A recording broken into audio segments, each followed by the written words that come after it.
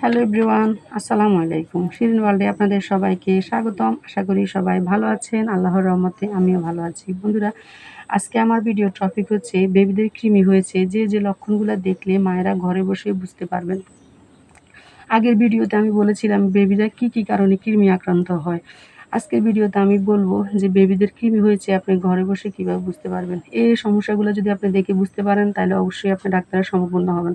তাহলে চলুন ভিডিওটা শুরু করি। প্রথমত আমি যে কথাটা বলবো সেটা হচ্ছে বেবিরা খাওয়াতে অরুচি চলে আসবে। শিশুর খাওয়াতে যখন অরুচি আসবে, কিছু খেতে চাইবে না, বারবার খেতে দিলেও বাচ্চা খেতে চায় না, তখন আপনাকে বুঝতে হবে যে আপনার বাচ্চার কৃমি আক্রান্ত হয়েছে। পরবর্তীতে যে লক্ষণটার কথা বলব তা হচ্ছে শিশুর পেট ফুলে যাবে। শিশু বদহজম হবে খাবারে, কোনো কিছু দিলে খেতে চাইবে না। বদহজমের কারণে শিশুর বারবার যদি এই ঘটনাটা হয় তাহলে আপনি ডাক্তারের শরণাপন্ন হবেন। আপনাকে বুঝতে হবে আপনার বাচ্চা কৃমি আক্রান্ত হয়েছে। তার পরবর্তীতে যে কথাটা বলব, বাচ্চা পাতলা পায়খানা হয় ঘন। এই ভালো হয়ে গেছে, এই আবার পাতলা পায়খানা শুরু হয়েছে। এই জিনিসটা যদি আপনার বাচ্চার সাথে বারবার ঘটে তাহলে আপনাকে বুঝতে হবে আপনার বাচ্চা কৃমি আক্রান্ত হয়েছে।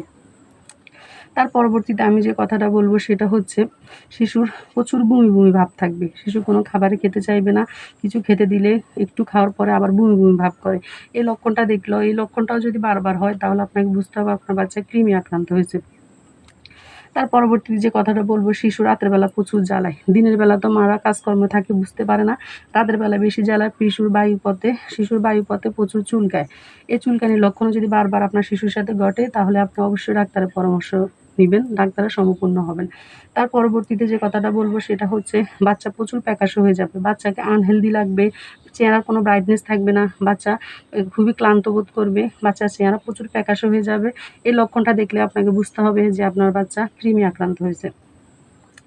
তার পরবর্তীতে যে কথাটা বলব সেটা হচ্ছে কিছু আপনার কৃমি আছে যেগুলা প্রচুর শরীরে অ্যালার্জি সৃষ্টি করে। ওই অ্যালার্জি যদিও বারবার আপনার বাচ্চার সাথে ঘটে, বাচ্চার শরীর বেশি চুলকায়, তাহলে আপনি অবশ্যই ডাক্তারের শরণাপন্ন হবেন। বাচ্চাকে কৃমির ওষুধ কোন বয়সে কতটুকু খাওয়াতে হবে, কিভাবে খাওয়াতে হবে এটা জেনে তারপরে আপনার বাচ্চাকে কৃমির ওষুধ খাওয়াবেন। তাহলে আমরা আজকে জানলাম মায়েরা খুব সহজেই কিভাবে ঘরে বসে বুঝতে পারবো যে আমাদের বাচ্চার কৃমি হয়েছে। আমার ভিডিওটা দেখে যদি আপনারা একটু উপকৃত হন, প্লিজ আমার চ্যানেলটা সাবস্ক্রাইব করেন, শেয়ার করেন আর আপনাদের মূল্যবান মতামত জানিয়ে যাবেন। তাহলে আজকের মতো আমি এখানে বিদায় দিচ্ছি। শিরিন ওয়ার্ল্ডের সবসময় পাশেই থাকবেন। আল্লাহ হাফেজ।